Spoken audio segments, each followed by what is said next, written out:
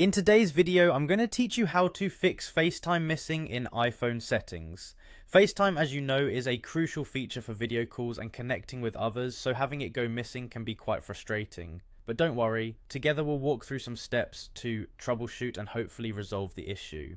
First things first, let's consider the availability of FaceTime. It's important to note that FaceTime isn't available in all regions or through all cellular carriers. Before proceeding, double check that FaceTime is supported in your region or with your current carrier. This could be the very reason it's missing from your settings.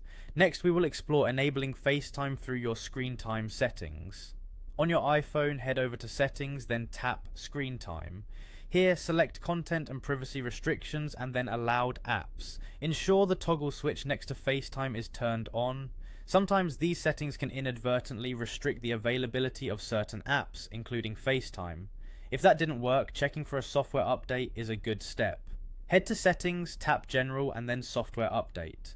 Keeping your device updated with the latest iOS version is vital, as updates often fix bugs and glitches that might be causing the issue with FaceTime.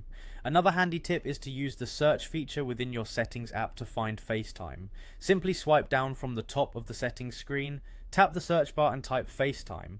This can reveal if FaceTime is present but perhaps buried in a different part of your settings.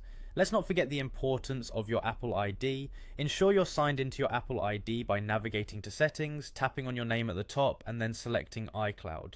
FaceTime requires that you have a valid Apple ID, and signing in could resolve the absence of FaceTime in your settings. If you're still facing challenges, a reset all settings might help. Go to Settings, tap General, then Transfer or Reset iPhone, and choose Reset. Finally, select Reset All Settings. This will revert all settings to default without affecting your data, so you'll need to reconfigure some settings, but your media will remain untouched. Lastly, if none of these steps reintroduce FaceTime to your settings, it might be time to reach out to Apple support. Sometimes the issue is more deeply embedded in the software or hardware, and the expertise of Apple's technicians can provide the necessary fix. That wraps up our guide to restoring FaceTime to your iPhone settings. Hopefully one of these steps has helped you get back connected with your friends and family. If you found this video helpful, make sure to like and subscribe for more how-to content. Thanks for watching and see you next time.